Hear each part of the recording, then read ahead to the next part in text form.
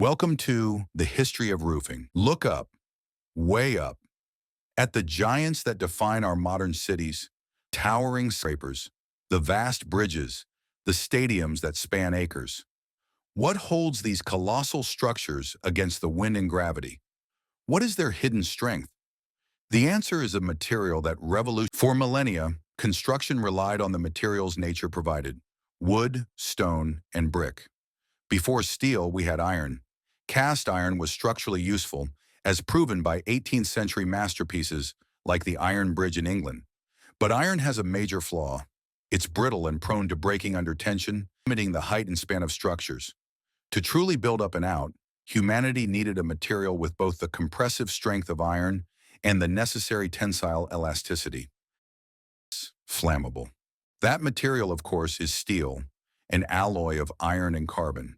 It is vastly stronger and more resilient than iron, but for most of history, making high-quality steel was slow, expensive, and difficult, restricting its use. At the same time, in areas with the right geology, like Wales or Vermont, people began splitting stone. Everything changed in the mid-19th century. In 1856, the British inventor Sir Henry Bessemer introduced the Bessemer process. This groundbreaking innovation allowed for the mass production of cheap, consistent. It was a manufacturing revolution that dropped. The first structures to test this new affordable steel were bridges, like the magnificent Eads Bridge in St. Louis in 1874. But the most important leap was yet to come. The new steel revolution was the invention of the steel frame. Instead of relying on heavy, thick, load-bearing exterior walls, the steel frame. But this wasn't just for factories. It was portable architecture. Because these sheets were light and stackable, you could ship an entire home in a single crate to the edges of the frontier. Pause for 5 seconds to hear the loud metallic drumming of rain. That unmistakable sound of rain on a tin roof became a global anthem, from Australian outback stations to South American favelas. It wasn't always pretty, and it certainly wasn't quiet, but it did what slate couldn't. It made a permanent, waterproof life accessible to everyone. It created an internal skeleton.